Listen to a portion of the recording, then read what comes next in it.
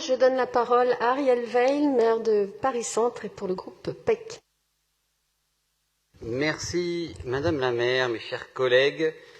Effectivement, Marie Toubiana l'a très bien dit, cette histoire de la rafle du billet vert n'est peut-être relativement méconnue, elle n'est peut-être même pas connue de tout cet hémicycle, et pourtant il s'agit de la première rafle d'envergure des Juifs en France, le 14 mai 1941. Ce sont des milliers, plus de 6000, qui sont convoqués par un billet vert dans plusieurs lieux parisiens pour un examen de situation. Deux de ces lieux, au moins, sont situés dans les 3e et les 4e arrondissements, qui font aujourd'hui partie de Paris-Centre, la caserne Napoléon et la caserne des Minimes. Ces hommes se présentent donc pour ce qu'ils croient être une simple vérification d'identité, accompagnés d'un membre de leur entourage proche. Leur liste a été établie grâce au fichier de recensement mis en place à partir de septembre 1940 par les autorités françaises sur ordre de l'occupant allemand. Cette convocation pour examen de situation, vous le savez, est un leurre. Ils seront arrêtés dès leur arrivée. Et ce sont 3710 hommes, précisément, qui seront ainsi internés dans les camps de Pithiviers et de Beaune-la-Rolande, des camps du Loiret. Parmi eux, 3430 Polonais, 123 apatrides, 150 Tchèques. Ils resteront dans ces camps plus d'1 an. Puis, la majorité d'entre eux sera déportée vers les camps d'extermination, dont celui d'Auschwitz. La rafle du billet vert précède de 14 mois la rafle du Veldiv. Elle est bien moins documentée que celle-ci, mais elle mérite pourtant que l'on s'y attarde et que des recherches soient menées afin d'établir quels autres espaces ont été des lieux de rassemblement pour ces hommes. Il conviendra alors d'apposer de nouvelles plaques sur des lieux éventuellement découverts. Madame l'adjointe à la mémoire, chère Laurence Patrice, je sais que tu seras d'accord avec moi, la mémoire est mouvante, elle n'est jamais figée.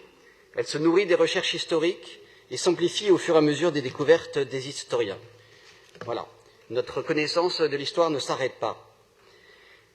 C'est par loyauté et c'est sans méfiance aucune que ces 3710 hommes se sont rendus, ou plutôt le double, dans les commissariats et les casernes. C'est par confiance envers la France, le pays qui les accueillait, et envers un système administratif qu'ils respectaient, qu'ils ont présenté patte blanche.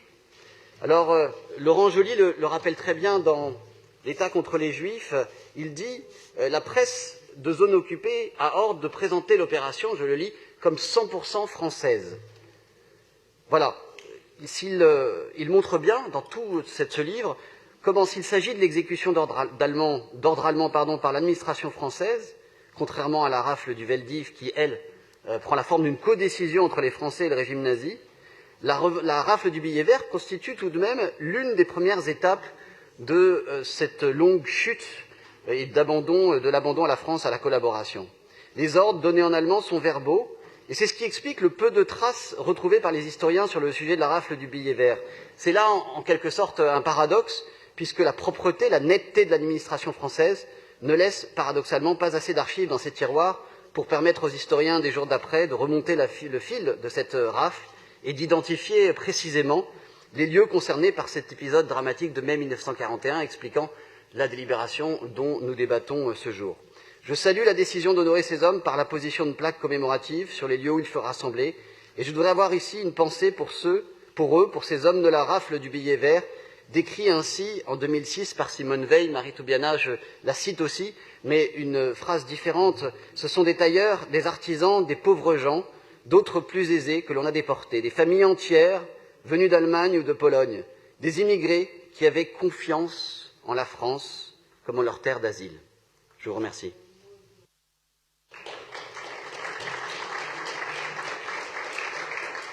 Merci à vous.